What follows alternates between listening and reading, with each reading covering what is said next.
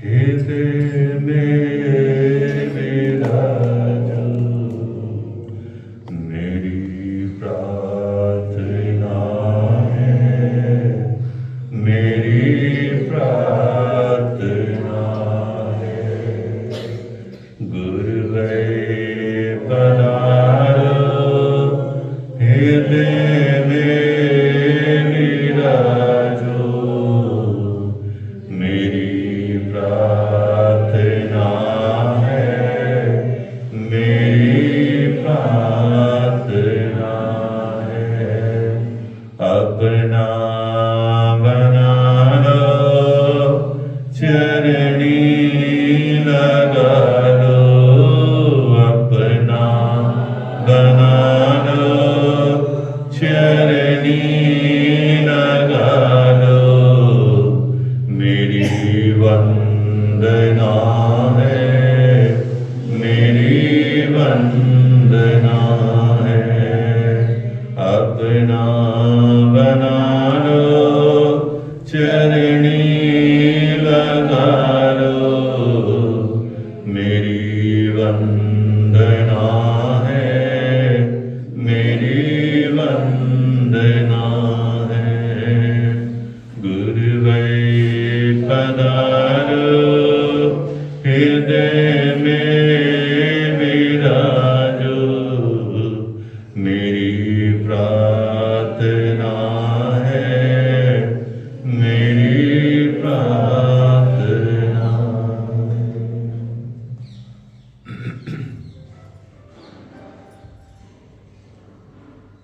शरण भगवान महावीर स्वामी के चरणों में शत शत वंदन नमन। परम पूज्य गुरुदेव के चरणों में शत शत वंदन नमन। पाठ पे विराजित पंच परमेश्वर के चतुर्पद के धारक उपाध्याय भगवान के चरणों में शत शत वंदन नमन। पूज्य श्री ऋषभ मुनि जी महाराज साहब, पूज्य श्री रचित मुनि जी महाराज साहब को वंदन नमन करने के पश्चात मेरे अनुज धर्म प्रेमी बंधुओं, गुरु कृपा से, गुरुदेव के आदेश से जो भी गुरु चरणों में रहकर सीख पाया हूँ वो आपके समक्ष रखने का प्रयास करूँ। एक छोटे से दृष्टांत के द्वारा मैं अपनी बात को आपके समक्ष रखूँ। एक कॉलेज का बहुत बड़ा प्रोफेसर, जिसका अपने पूरे कॉलेज में बहुत नाम, बहुत प्रतिष्ठा, बहुत उसकी वैल्यू थी पूरे कॉलेज में, सभी उसका सम्मान करते थे। एक दिन वह अपने कॉलेज से बच्चों को पढ़ाकर घर पे आया और घर पे बैठे चाय पी। संध्या का समय था, शाम का समय था। चाय पीते पीते उसके मन में आया कि आज बच्चों ने बहुत परेशान किया, दिमाग बहुत बोझिल हो गया है, भारी हो गया है दिमाग, अब इसको हल्का कैसे किया जाए। तो उसके मन में आया कि चलो नजदीक ही समुद्र है, समुद्र में नौका विहार करते हैं और थोड़ा दिमाग शांत मिलेगा। और वो चाय पी और बगल में अखबार दबाई और चल पड़ा समुद्र के किनारे। वहां एक नाविक था। नाविक से बोला कि चलोगे, मुझे थोड़ा घूमना है समुद्र में। और नाविक बोला मैं तो हुई, मेरी रोजी रोटी है ये, तो आओ बैठो। नाविक ने उस प्रोफेसर को बिठा दिया नाव में और नाव को पानी में चलाने लगा। चलाते चलाते वो अखबार लेके आया तो अखबार पढ़ने लगा। एकदम उसके दिमाग में आया, उसने उस नाविक से पूछा, अच्छा ये बताओ तुमने बायोलॉजी पढ़ी? प्रोफेसर और किससे पूछ रहा है? नाविक से। तुमने बायोलॉजी पढ़ी? और वो नाविक बोला, ले महाराज मैं तो अनपढ़ गवार, मैं कहाँ पढ़ा लिखा हूं साहब, मुझे ये बायोलॉजी, ये जो आप बोल रहे हैं क्या होता है मुझे नहीं पता। उस प्रोफेसर ने कहा तेरी आधी से 1/3 जिंदगी धूल में मिल गई। अब नाविक तो मिल गई तो मैं अब क्या कर सकते हैं, पढ़ा नहीं, अनपढ़ गवार हूं, अंगूठा छाप हूं। चलो, और प्रोफेसर फिर अखबार पढ़ने लगा। तो फिर दिमाग में आया, क्योंकि जब क्या होता है, ज्ञान जो होता है 2 किस्म का होता है। एक ज्ञान है परोपकार के लिए, कि हम अपने ज्ञान से परोपकार कर सकते हैं, और एक ज्ञान वह जिसके आने से हमारे अंदर अहंकार आ जाता है। चाहे वो अहंकार किसी भी चीज का ले लो आप, चाहे अपने बल का लो, चाहे अपने रूप का लो, चाहे अपने धन का लो, चाहे अपने ऐश्वर्य का लो। जहां जहां अहंकार आता है वहां समझो हमारा पतन होना शुरू हो जाता है। ज्ञान का भी अहंकार। अब उस प्रोफेसर को ज्ञान का अहंकार था, अरे कमाल है, मैं तो इतना पढ़ा लिखा, इतने प्रोफेसर हूं, इतने बड़े कॉलेज का एक डीन टाइप में हूं, सब मेरा सम्मान करते हैं। उसको अपने ज्ञान का अहंकार आ गया, और जहां अहंकार आता है वहां पतन का मार्ग शुरू हो जाता है। थोड़ी देर बाद वह अखबार पढ़ रहा है, फिर दोबारा उसके दिमाग में खुजली उठी। ये पढ़े लिखे लोगों को खुजली ज्यादा उठती, जो अपने आप को ज्ञान, मतलब ज्ञान जो होता है वो किसी को नीचा दिखाने के लिए नहीं होता। वो जो ज्ञान दूसरे को नीचा दिखाने के लिए हुआ तो समझो वो ज्ञान नहीं, वो अज्ञान ही है। अभी उसे वो ज्ञान हुआ नहीं, उसे वो शब्दों का ज्ञान तो हो गया, मगर जो आध्यात्मिक, जो आंतरिक ज्ञान है वो नहीं हो पाया। प्रोफेसर के दोबारा दिमाग में, अच्छा तूने साइकोलॉजी पढ़ी? वो गरीब से पूछता, और वो गरीब कहता, अरे महाराज, अरे साहब क्या बात करते हो, अरे बचपन में था, पिता के साथ, पिता भी नाव चलाते थे, पिता के साथ आ गया, नाव चलानी सीख ली, तो पिता ने एक अलग नाव डाल दे दी कि तू अपना कमा खाना खा। मैंने तो स्कूल की शक्ल भी नहीं देखी, स्कूल क्या होती है, कैसा होता है। बोले तेरी आधी जिंदगी गई। और नाविक सोचता, गई तो गई, अब मैं क्या कर सकता हूं, मुझे तो इसी से अपनी रोजी रोटी कमानी है, इसी से अपने परिवार का पालन पोषण करना है, मुझे तो नहीं। अब प्रोफेसर फिर अखबार पढ़ने लगा, फिर दिमाग में खुजली उठी। फिर प्रोफेसर ने उस नाविक से, सोशियोलॉजी पढ़ी है? आप लोगों ने पढ़ी होगी, पढ़ी है? नहीं पढ़ी तो आप भी गए काम से। अरे साहब, यही पढ़ी होती, ये पढ़े लिखे होते तो यही नाव भी चला रहे होते, और पढ़े लिखे होते तो आपसे ऊंची पदवी पर बैठे होते। हमने नहीं चलाई, हमने नहीं पढ़ा। अब ऐसे ही अखबार दोबारा पढ़ने लगा तो इतनी देर में हवा का झोंका, बहुत तेज तूफान आ गया। अब तूफान आया तो नाव डगमगाने लगी। अब डगमगाने लगी, अब उस नाविक ने बहुत प्रयास तो किया उस नाव को बचाने का, उस नाव को किनारे पे लाने के लिए, मगर वो असमर्थ हो गया। और उस नाविक ने कहा, साहब साहब ये बताओ, आपने टेरोलॉजी सीखी है? वो किसी टेरोलॉजी क्या होती है? बोले ये नहीं पता। आपने बायोलॉजी सीखी, सोशियोलॉजी सीखी, साइकोलॉजी सीखी, टेरोलॉजी नहीं सीखी? बोले ये कौन सी बला का नाम था? बोले टेरोलॉजी मतलब तैरने की कला। बोले नहीं, मैंने तो ये सीखी नहीं। बोले नहीं सीखी तो ठीक है, मेरी तो 3 बार में गई, और वो भी धूल में गई, मैं तो कूदा, और आपकी तो एक ही बार में कहा जाएगी पानी।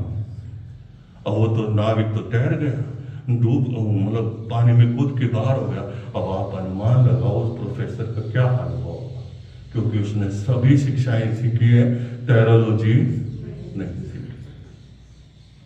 आज की जितनी भी भौतिक पढ़ाइयां हैं अभी हम सोचते हैं कि हम अपने बच्चों को हाई एजुकेशन दें, हम अपने बच्चों को अच्छे कॉलेज में डालें, हम अपने बच्चों को अच्छी शिक्षाएं दें। हम ये तो तैयार रहते हैं कि अच्छी शिक्षा मिले, अच्छा एजुकेशन मिले, अच्छा कॉलेज मिले, अच्छा इंस्टीट्यूट मिले। ये जो बाहर की पढ़ाई है वो धन के कमाने की विधि तो सिखा सकती है, मगर जीवन जीने की कला नहीं सिखा सकती। जिसे कहते हैं आर्ट ऑफ लिविंग।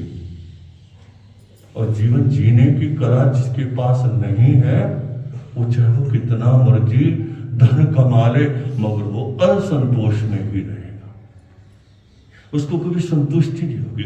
करोड़पति बिरला टाटा भी बन जाएगा, मगर उसके अंदर अशांति बनी रहेगी। क्यों? क्योंकि उसने धन कमाने की कला तो सीखी, व्यापार करने की कला तो सीखी, हाई एजुकेशन ले तो लिया, मगर उतनी उसके बाद उसे जीवन जीना नहीं आया, तो उसका जीवन व्यर्थ है। और जीवन को जीने के लिए आचार्य भगवंतों ने 4 गुण बताए कि अपने जीवन को श्रेष्ठ बनाना है। चाहे आपके पास धन है कि नहीं है, अब कोई बिरला टाटा है कि नहीं है, मगर आपके जीवन में संतोष धन है, तो समझो आप सबसे सुखी इंसान है।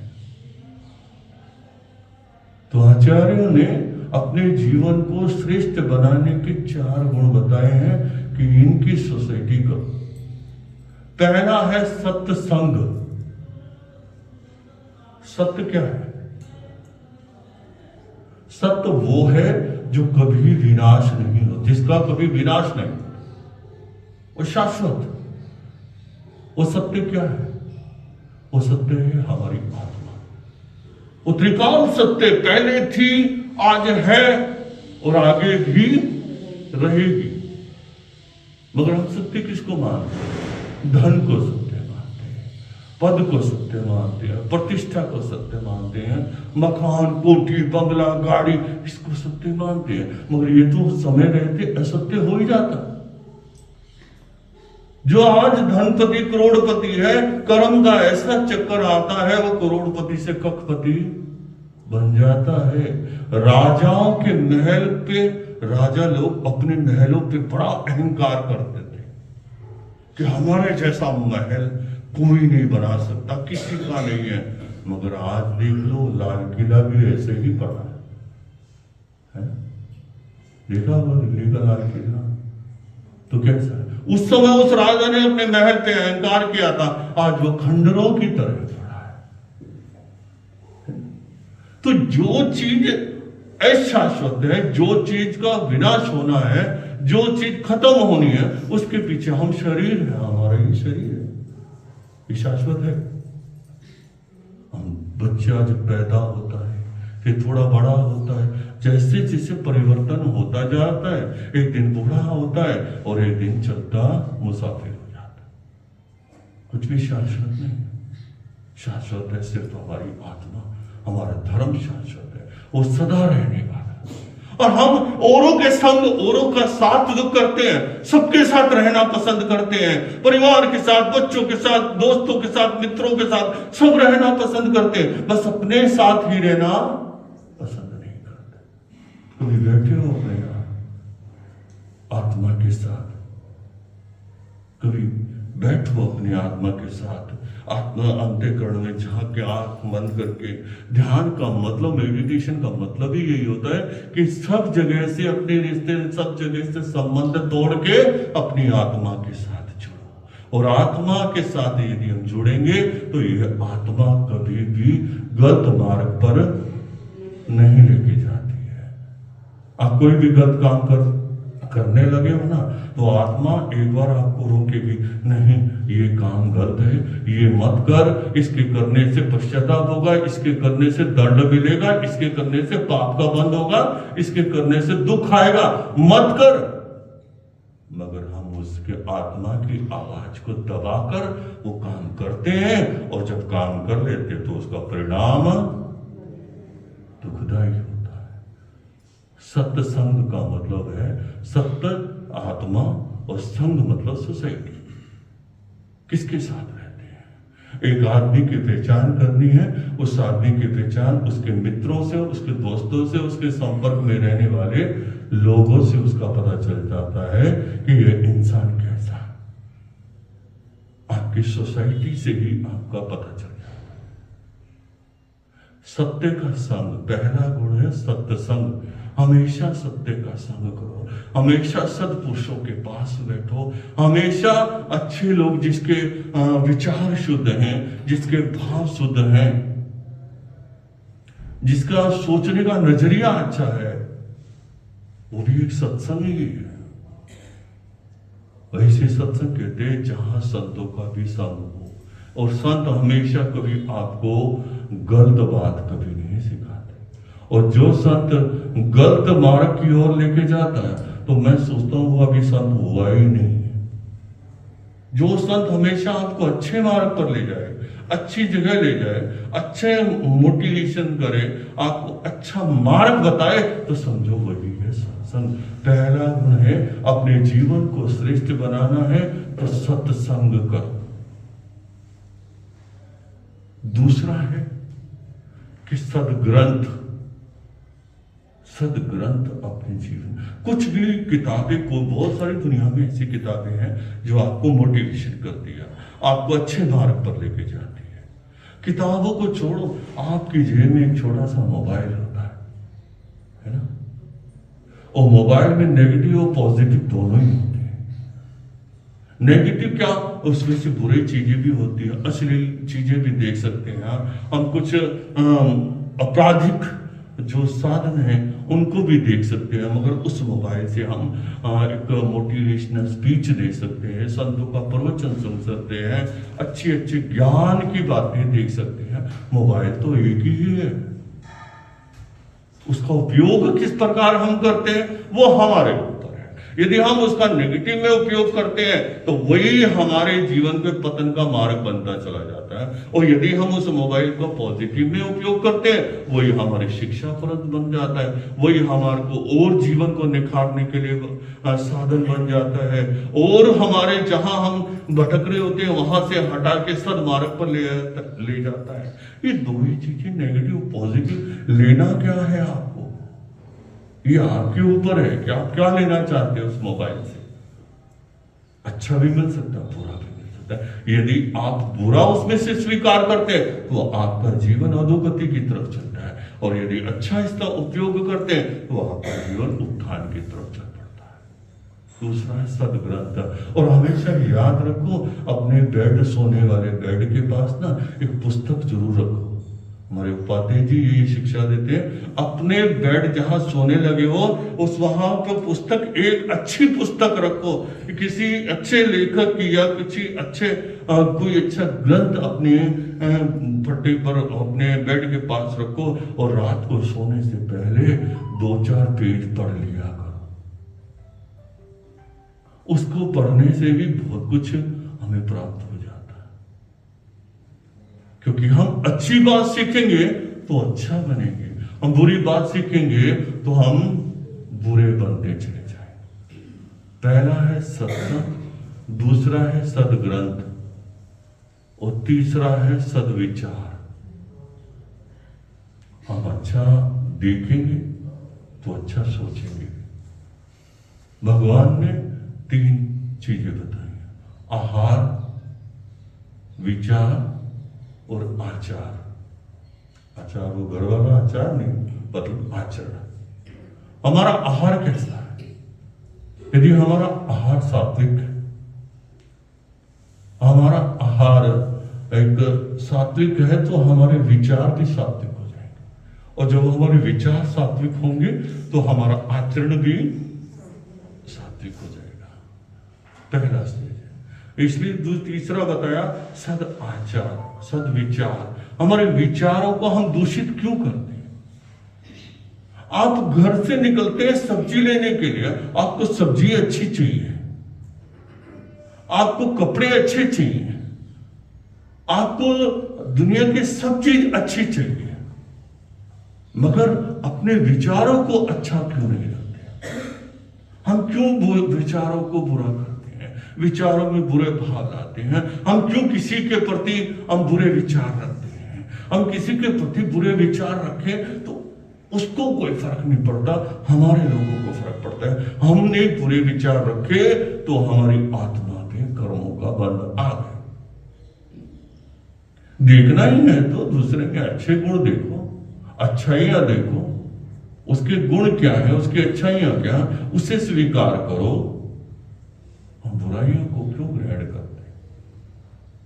महात्मा गांधी, शायद पता नहीं आप पहले सुनाया कि नहीं सुनाया, महात्मा गांधी को एक व्यक्ति ने पत्र लिखा और उस पत्र में बहुत गालियां लिखी, इतनी गालियां लिखी और पत्र को फोल्ड करके महात्मा गांधी को दे दिया। महात्मा गांधी ने उस पत्र को पढ़ा, मगर परंतु उस पत्र को पैक करने में उसने एक सुई लगाई हुई थी कि सुई से वो खुलेगा। तो उसने, महात्मा गांधी ने पत्र पढ़ा और सुई निकाल के टेबल पर रख दी और वो पत्र पढ़ा और पत्र को फाड़ के डस्टबिन में डाल दिया। अगले दिन वही व्यक्ति मिला, उस व्यक्ति ने कहा कि मेरा पत्र पढ़ा आपने? बोले हाँ पढ़ा। क्या सार निकला? और सर महात्मा गांधी ने वो सुई दिखाई, ये सार निकला, ये मेरी उपयोगिता, मेरे कहीं उपयोग में आ जाएगा, बाकी जो निरर्थक था वो मैंने फाड़ के फेंक दिया, वो मेरे किसी काम का नहीं है। वैसे ही जीवन में यदि अच्छाई हम देखना चाहते हैं तो हमें अच्छाई भी दिखती है और हमें बुराई देखना चाहते हैं तो हमें बुराई भी दिखती है। ये हमारी योग्यता, कैपेबिलिटी है कि हम क्या देखना चाहते हैं। हम अच्छाई देखेंगे तो हमारे अंदर अच्छे गुण आते चले जाएंगे, हम किसी की बुराई देखेंगे तो हमारे जीवन में बुराइयां ही बुराइयां आती चली जाएगी। देखने का नजरिया, देखने की दृष्टि हो जाती है। क्या देखना चाहते हैं? ये स्वतंत्रता आपकी। पहला है सत्संग, दूसरा है सदग्रंथ, तीसरा है सदविचार और चौथा है सदकार्य। यदि हम साधु संतों की संगत में रहेंगे तो हम और सदग्रंथों को भी पढ़ेंगे, तो जब साधु संतों की संगत में रह के सदग्रंथों को पढ़ के हमारा विचार शुद्ध होते हैं, और जब विचार शुद्ध होते हैं तो हम शुभ कार्यों में लग जाते हैं। एक भी दिन ऐसा ना हो आपके जीवन में कि आपने एक भी दिन अच्छा कार्य ना किया। कुछ ना कुछ करने वालों को तो साधन बहुत मिल जाते हैं, जिसने करना ही नहीं है उसके प्रत्यक्ष सामने अच्छे कार्य भी दिखे तो भी उसमें निंदा, चुगली, बुराइयां, त्रुटियां करता ही रहेगा। और जिसको अच्छा कार्य करना है उसके लिए साधन बहुत है, सिंपल है। जय जिनेन्द्र बोलना में कितना जोर लगता है, जोर लगता है, और वो भी नहीं हम बोलते। माता पिता का सम्मान करना ये भी एक सत्कार्य ही तो है।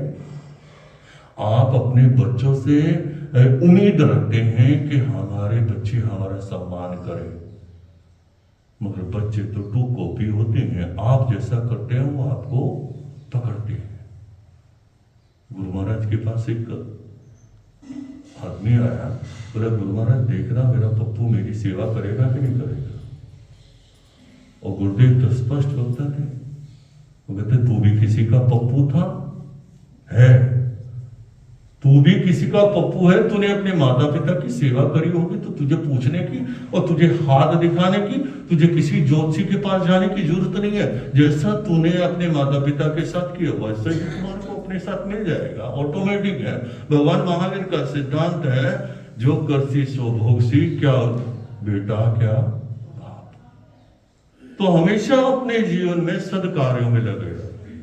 कुछ ना कुछ एक भी दिन ऐसा ना हो कि आपके मन में रात को सोने से पहले ये सोचो कि अरे आज मैंने क्या अच्छा काम किया।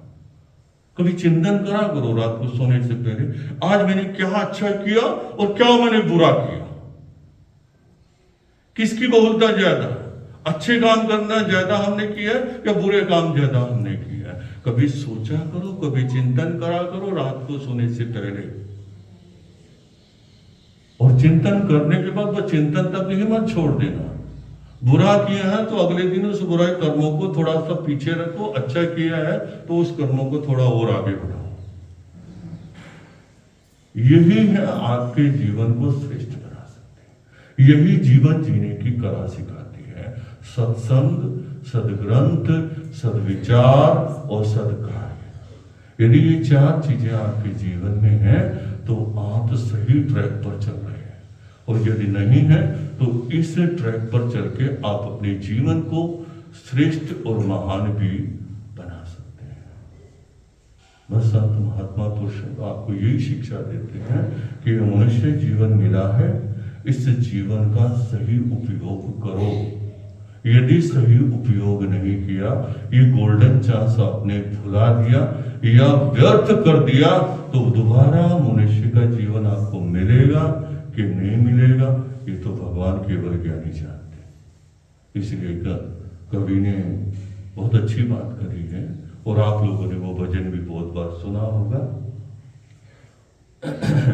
मनुष्य जन्म अनमोल रे, मिट्टी में ना रोल रे, अब जो मिला है फिर ना मिलेगा, कभी नहीं कभी नहीं कभी नहीं रे।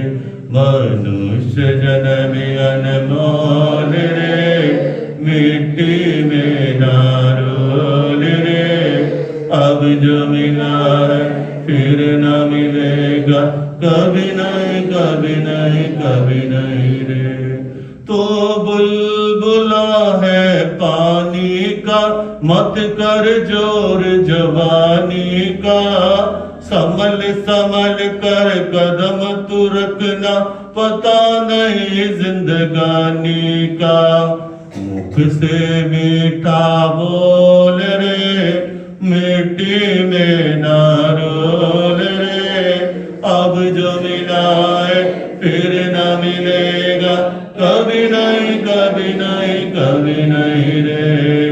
मनुष्य जन्म अनमोल रे, मिट्टी में ना रोल रे, अब जो मिला है फिर ना मिलेगा, कभी नहीं कभी नहीं कभी नहीं रे। बस ये मनुष्य के जीवन को सार्थक बनाना। बहुत जीवन बीत गया, जो जीवन अभी अपने हाथ में है इसी में अपने जीवन को सुधार लेंगे। ये जीवन सुधर गया तो अगले सदगति प्राप्त हो जाएगी। यदि इस जीवन को हमने बिगाड़ दिया तो अगली दुर्गति तो वैसे ही तैयार है। इन्हीं शब्दों के साथ मैं अपनी बात को यूं पूर्ण करता हूँ। ओम शांति।